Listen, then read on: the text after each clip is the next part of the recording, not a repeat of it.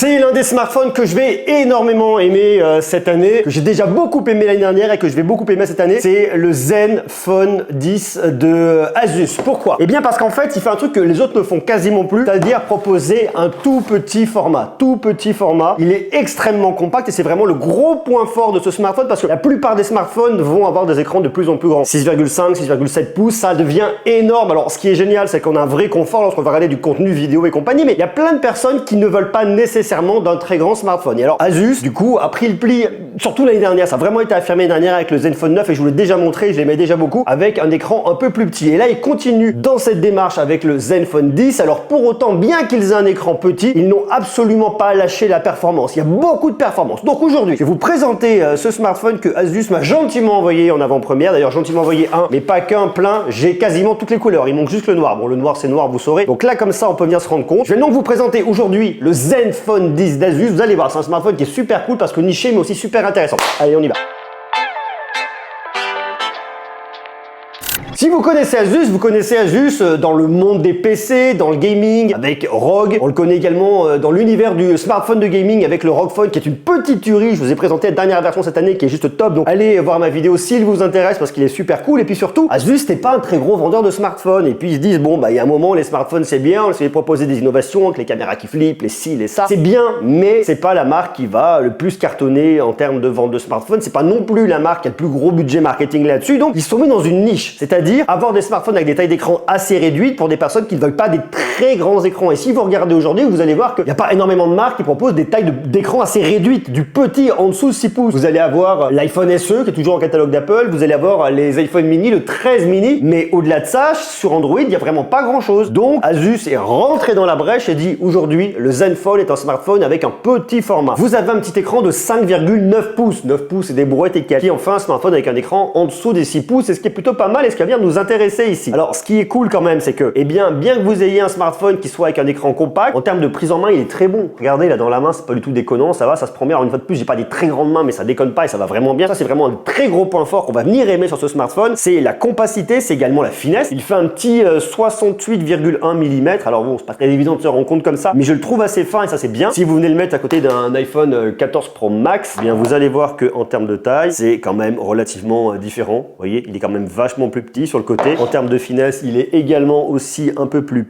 petit, enfin un peu plus fin. Bon là ça se joue à pas grand chose, hein, mais vraiment un poil plus fin. Surtout il est plus léger avec ses 172 grammes. Alors en plus ils ont fait un truc qui est assez mignon, c'est qu'ils ont mis différentes couleurs, alors j'aime bien. Je trouve assez sympa, j'aime bien. Alors le truc qui est déjà assez cool, c'est qu'on a un revêtement qui est un côté un peu texturé, un peu matière. Je sais pas réellement ce que c'est. Il y a une espèce de côté faux gomme entre une espèce de fausse microfibre sans poil, sans fibre.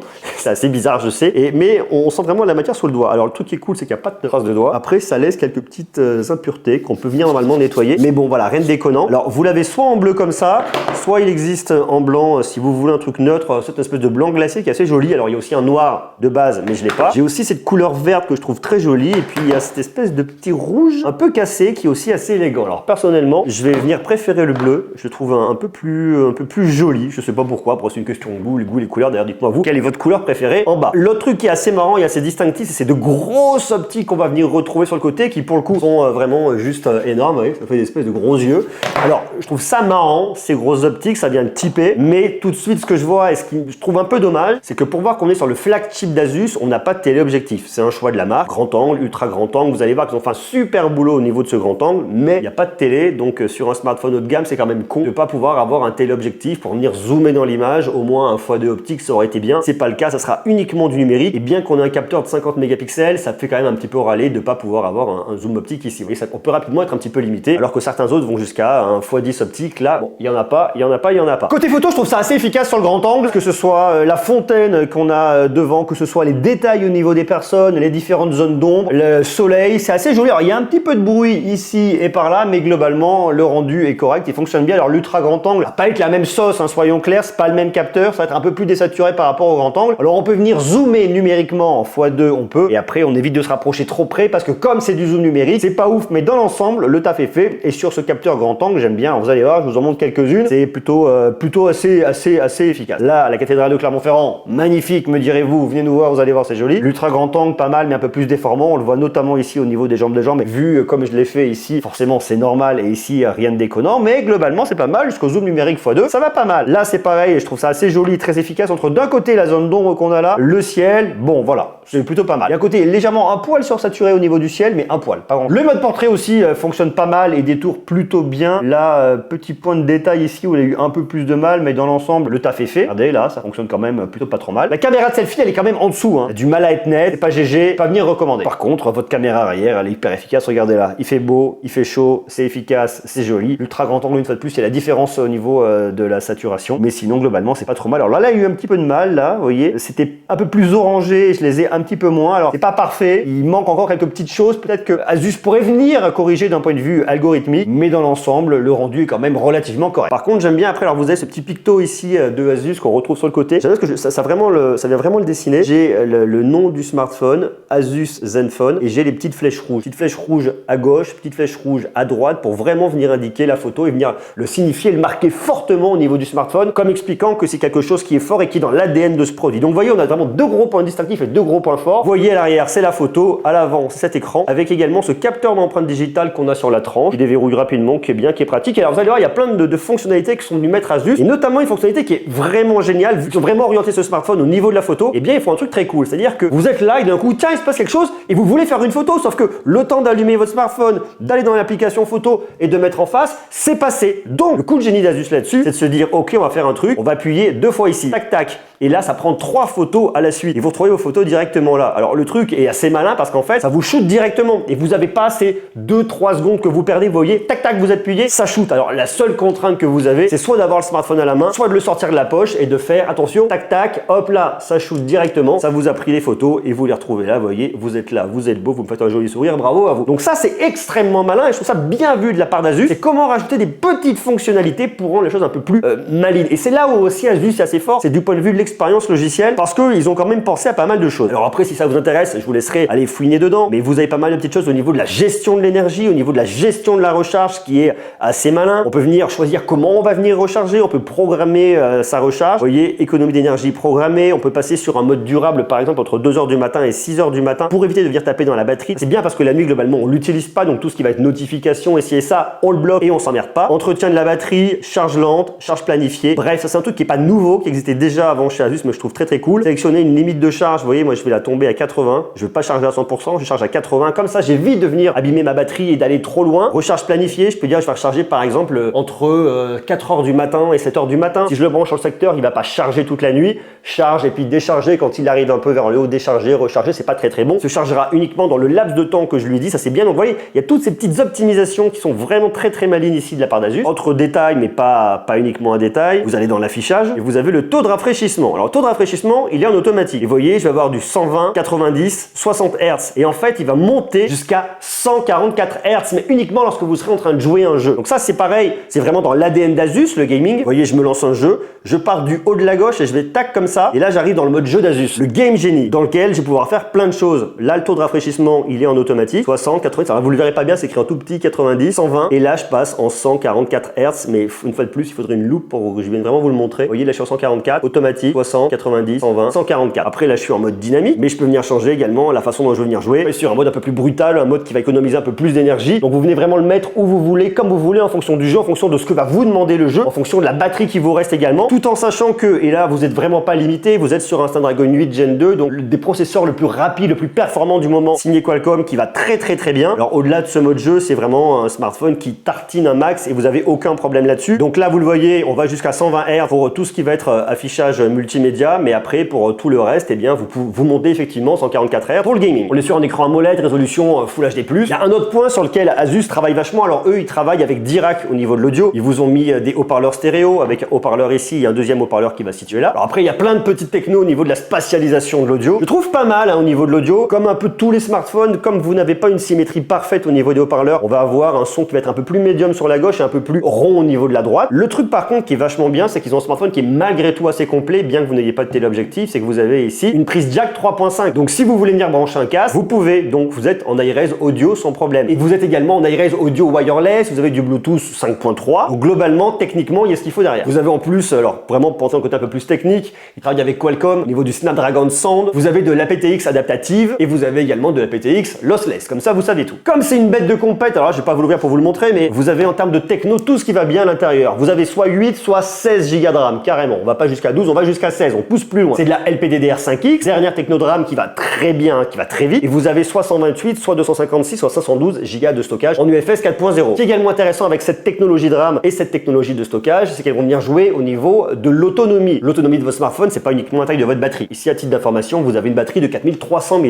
L'autonomie, elle se joue bien évidemment avec la taille de la batterie, mais elle va se jouer également au niveau du processeur. Si vous avez un bon processeur qui est pas très énergivore, eh bien, ça mènera votre smartphone un peu plus loin. Ici, vous avez un Snapdragon 8 Gen 2, donc très bon au niveau de l'autonomie. En plus, le fait d'avoir cette technologie de RAM et de ROM vous permet de jouer également au niveau de l'autonomie. Donc, vous avez un smartphone qui, sur le papier, est super intéressant pour l'autonomie. Vous allez le garder facilement une bonne journée, voire un peu plus si affinité, ça va dépendre une fois de plus de vos usages. Ça, c'est plutôt cool. Et autre point qui est aussi intéressant, c'est que vous avez, hop là, on vient tout ouvrir, un bloc de charge à l'intérieur. Vous avez de la recharge 30 watts, inclus ici, signé Asus. Donc ça, c'est plutôt un truc qui est très cool aussi. Et de la recharge sans fil, 15 watts. Ici, pas de recharge inversée. Ça, c'est cool. Maintenant, il y a un autre point qui est supra intéressant. C'est tout ce qu'ils nous ont fait au niveau de la photo. Alors, regardez, je vous montre ici. Je vous fais un petit truc tout mignon pour vous montrer. Vous avez donc deux capteurs. Vous avez un grand angle de 50 mégapixels. Ça, c'est très cool. Vous pouvez venir shooter en RAW pour avoir du détail si vous souhaitez. Bon, ok, on connaît ça au niveau des smartphones. Il n'y a pas de grande nouveauté. Mais ce qui est intéressant, c'est qu'ils ont mis une techno qu'on trouve notamment chez Vivo. C'est une caméra sur gimbal, stabilisation optique, donc qui va être stabilisée sur 6 axes. Ce qui vous permet d'avoir un truc qui est hyper smooth et hyper fluide. Alors, regardez ça, c'est la fonction gimbal que vous avez. Alors on s'en fout un peu, on est au parc Monceau. Ce qui est intéressant, c'est de voir en fait le petit rond que vous avez au milieu. Et le petit rond, il est intéressant pourquoi? Parce qu'en fait votre bille, elle doit rester au centre. Et tant que votre bille, elle reste au centre, vous êtes hyper stabilisé et vous allez avoir un résultat hyper stabilisé. Si maintenant vous commencez à bouger un peu trop et que votre bille, vous voyez, elle commence à sortir, c'est là où la stabilisation, elle se perd et c'est là où ça marche moins bien. Alors il y a l'effet gimbal, bien évidemment, avec la stabilisation sur 6 axes. Et puis il y a aussi l'électronique, derrière la stable électronique, qui vient vraiment compenser ça et qui apporte un effet hyper smooth. Et je trouve ça juste bluffant. Donc là, je suis en train de filmer en 4K 30 sur le grand angle. Si je change, je passe sur l'ultra grand angle, vous voyez, j'ai plus la bille parce que je suis plus sur le gimbal, donc là, je le perds. Je repasse en 1, je récupère ma petite bille gimbal et je laisse appuyer. Je peux venir monter x2. Normalement, vous voyez, j'ai encore ma bille gimbal qui est juste là et qui me permet d'avoir cette stabilisation. Ça, c'est quand même plutôt pas mal. Donc là, je lance l'enregistrement. Vous voyez, on part, on se balade. Alors attention, il y a les poubelles par ici.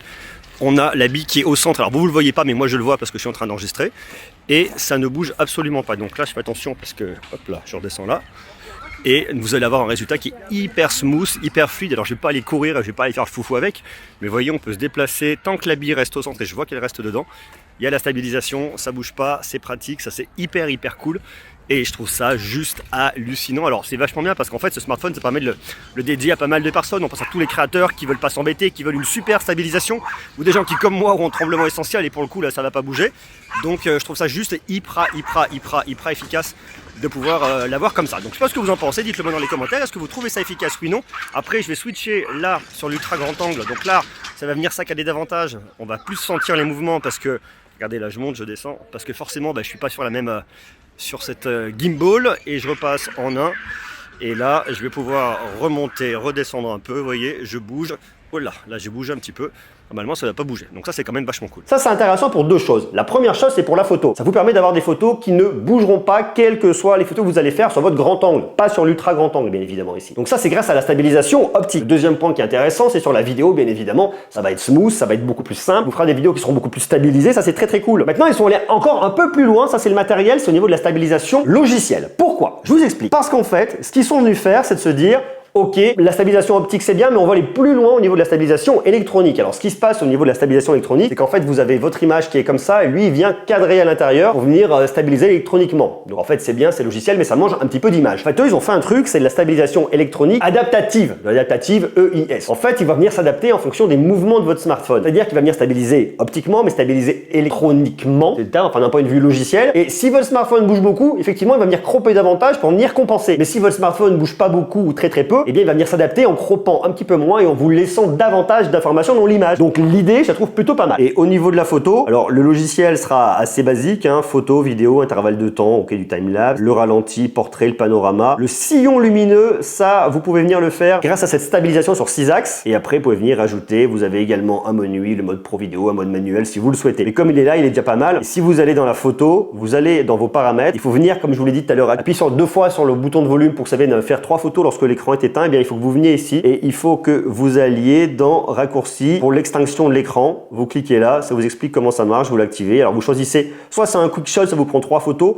soit ça vient lancer l'enregistrement de la vidéo, soit ouvrir la caméra, soit ouvrir la caméra de selfie. En gros, vous le paramétrez comme vous voulez, je trouve ça très mal. Il est prêt en plus pour le Wi-Fi 7. Vous avez, comme je vous l'ai dit, du Bluetooth 5.3, du NFC. C'est bien évidemment un smartphone 5G sans aucun problème et que je trouve extrêmement cool. Pourquoi? Parce que si vous voulez un smartphone très performant, endurant, de bonne qualité avec un petit écran, si vous voulez un format compact, que vous voulez quand même de la qualité, que vous voulez que ça aille bien, que ça tartine et que ça marche vraiment bien, sur la dernière version d'Android, et bien ici avec le Zenfone 10, vous avez vraiment de quoi faire. Moi, c'est un smartphone qui me plaît beaucoup. J'aimais déjà le Zenfone 9, j'aimais bien ce qu'ils font juste globalement au niveau des smartphones. C'est vrai que c'est une marque qui est assez méconnue en fait. Il n'y a pas beaucoup de personnes qui connaissent vraiment les smartphones d'Asus. Pour autant, c'est dommage parce que c'est vraiment des produits qui sont de très bonne qualité. Le logiciel est toujours super bien pensé et super malin. Et puis une fois de plus, cette niche avec ce format compact, je trouve ça vraiment génial. Donc je sais pas ce que vous en pensez, vous, est-ce que c'est quelque chose qui vous plaît? Est-ce que vous avez déjà eu un smartphone d'Asus? Est-ce que vous aviez eu le Zenfone 9? Alors si pour le coup vous avez déjà le Zenfone 9, gardez-le, même si c'est la version de l'année dernière, ça sert à rien de changer trop régulièrement. Mais si vous avez